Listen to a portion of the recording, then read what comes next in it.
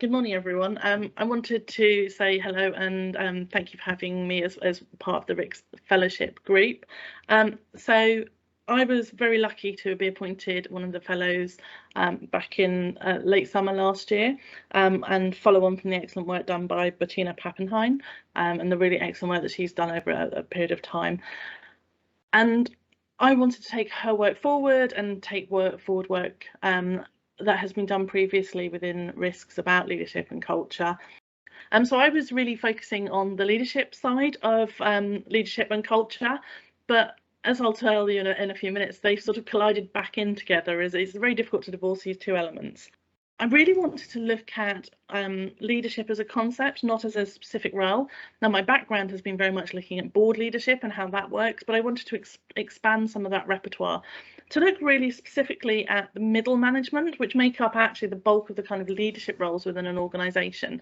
So thinking about those which don't sit in the senior management team, but aren't the kind of the lowest levels of the organisation, but all of those middle management people who sit in between those areas. And I particularly wanted to focus on those that were outside of the cyber or IT industry. So where cyber is not their day job, or it's not part of a core activity for them, it is part of what they do as their role as in human resources or in finance or in the operational side of the organisations, whatever that might be, and really think about how they perceive cyber and what cyber means to them. And really to look at where it's supporting them and more often where it's kind of contradicting itself. So first of all, had a look at the research, and that work's been done very kindly with Jason, who's on the call today. So looking very much at what's out there and what's available, and there is a significant amount of research on the senior leadership level. There's also a significant amount of advice around that. So for example, there's the excellent work that RISCS have been doing around cyber readiness for boards. I think that we're probably going to mention later on today, but also, for example, the board guidance that the NCSC have on their website, which I was fortunate enough to be involved in a few years ago. And there is a lot of advice and guidance out there for that kind of senior leadership level.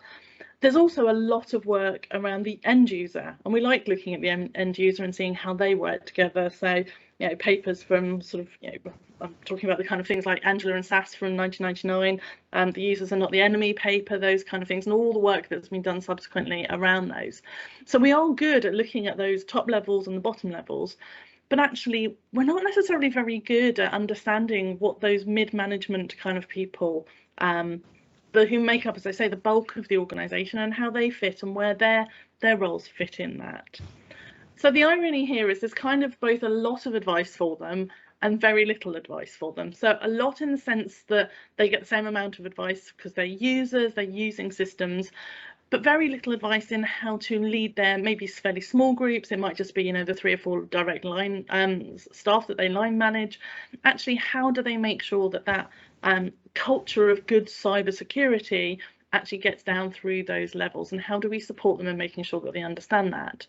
They do get some information, and that tends to be internal, and that's often based on government advice and industry advice, and we've been looking at what industry advice is out there as well as government advice, but it's actually rarely targeted at them. So they're sort of the almost the forgotten group in the fight for cybersecurity and how that is actually sort of transcends across organisations. So some of our kind of early kind of key findings is that actually these people have very, very little time for cybersecurity. They're busy, they have lots of other work to be doing, they have a lot of expectations on their time. Now, this is not unique to anybody in industry, but this particular group does get quite a lot of advice, and they'll get advice, for example, the classic one is don't use any words from a dictionary. They can understand that, that makes sense. We then contradict ourselves to some extent of saying use 3 words, put them together and use that as your password. So that's don't use any dictionary words, but also use 3 words from the dictionary. Now, we as cybersecurity practitioners understand that those 2 things are different because it's making a word that is no longer in the dictionary. But actually, that's subtleties. We understand that because that's in our world. But if you just read those 2 elements, it's like, well, am I using dictionary words or am I not using dictionary words? Similar thing with looking at, should I use a password manager or not? What should I be advising my staff to do? Well, we tell them don't write down your passwords sometimes, and then sometimes we say actually use a password manager and keep all your passwords written down in that. Now, we understand as a group who work in this area, who research in this area, that those two things are actually different. But if this is not your day job and not how you interact with information, those two things feel a little uncomfortable. So this often leads to, contradictions. And contradictions lead to one of two things: either inaction, which is the most we see, or a fear of being wrong and doing the wrong thing. Therefore, they don't give their staff advice as to what they should be doing. So this means that actually there's kind of an information gap there, but also a support gap as well that needs to be further looked at. So what next? The next thing is we're going to be looking at some focus groups to actually look at what are the research questions we need to be asking around this group. What is it now we found out, some basic information? What is it that we will need to go forward, and where can we really identify what needs to be studied in order to make their roles easier and really develop a cyber culture based on that middle management leadership? So if you are interested, there's my contact details. Please do get in touch.